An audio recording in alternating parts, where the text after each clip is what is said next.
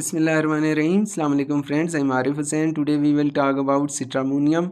इंतहाई important medicine है जो कि मीन के न्यूरोलॉजिकली प्रॉब्लम्स में हम इसे यूज़ करते हैं। तो ये मेडिसन थॉर्न एप्पल से इसकी इंग्रेडिएंट से जो पोटेंटाइजेशन ये खुद से अनीमन ने की थी और इसकी प्रूविंग की थी, और ये मेडिसन बहुत अच्छा काम करती है न्यूरोलॉजिकली प्रॉब्लम्स में। और देखेंगे कौन सी प्रॉब्लम में इस मेडिसन को यूज़ किया जाता है। तो सबसे पहले तो जो ADHD के केसेस होते हैं या ऑटिस्टिक बच्चे होते हैं, उनके केसेस में ये मेडिसन बहुत ज़्यादा इंडिकेट की जाती है। और सबसे पहले तो हम इसका थीम देखेंगे। थीम में हम एक बच्चे की एग्जांपल ले लेते हैं कि ऐसा बच्चा किसी सुनसान जगह पे है, तो उसको सबसे ज़्यादा जो है वो जो डर होगा वो ये होगा कि कोई एनिमल उसे अटैक कर सकता है या कोई भी इस तरह का मीन के उसके माइंड में जो है वो डर बैठा हुआ होगा। अगर वो किसी अंधेरी जगह में जाना पसंद नहीं करेगा, जा नहीं पाएगा, अकेले रहने से डरेगा। और सबसे बड़ा जो इसका सिम्टम होता है वो है रिफ्लेक्टेड लाइट। अगर वो वाटर से भी आ रही हो या किसी मिरर से, तो उसको वो बिल्कुल भी बर्दाश्त नहीं कर पाएगा। तो इसके अलावा इसमें फिर बहुत से जो है वो डर होते हैं, जैसे कि फ़ियर ऑफ डॉग होता है या फ़ियर ऑफ इंसेक्ट्स, चंद ऐसी चीज़ों से भी उसे डर लगता है। तो ये बच्चे की तो एक एग्जांपल हमने ली, तो किसी के साथ भी ये प्रॉब्लम हो सकती है। तो इसके बाद हम देखते हैं इसके यूजेस को। तो इसका सबसे पहला जो यूज़ है वो रिलीजियस मीनिया में इस मेडिसन को यूज़ किया जाता है।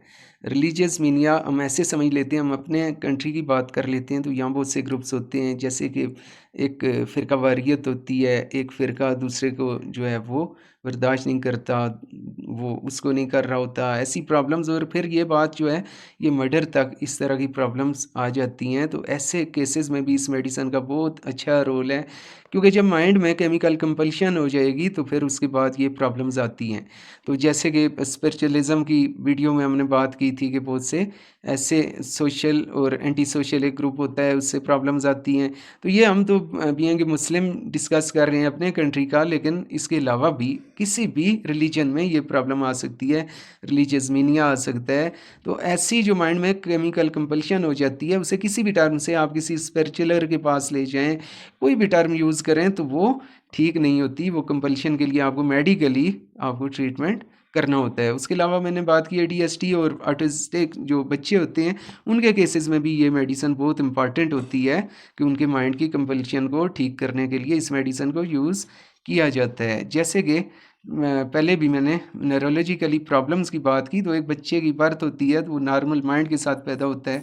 उसके बाद फिर उसके जीन से अगर उसकी माइंड कंपल्शन होती है या उसके अलावा कहीं किसी इन्वायरमेंट से होती है, किसी तरीके से भी अगर माइंड में केमिकल कंपल्शन हो जाएगी, तो आप उसको सेटल करने के लिए इस मेडिसिन को यूज़ करते हैं।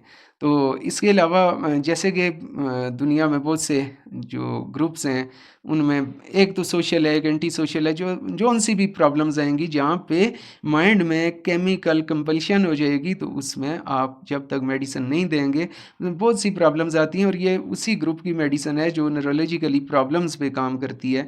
जैसे कि किसी में असद का जो है केमिकल डेवलप हो जाता है, तो उसके लिए एक अलग से मेडिसिन है, पीछे मैंने वीडियो में डिस्कस की थी। किसी में अगर लालच का आ गया तो उसके लिए अलग मेडिसिन है, या किसी में झूठ बोलने की आदत है, तो उसको आप स्पिरिचुअलर किसी से कोई दम भी डलवाएंगे, मे बी इससे ठीक हो।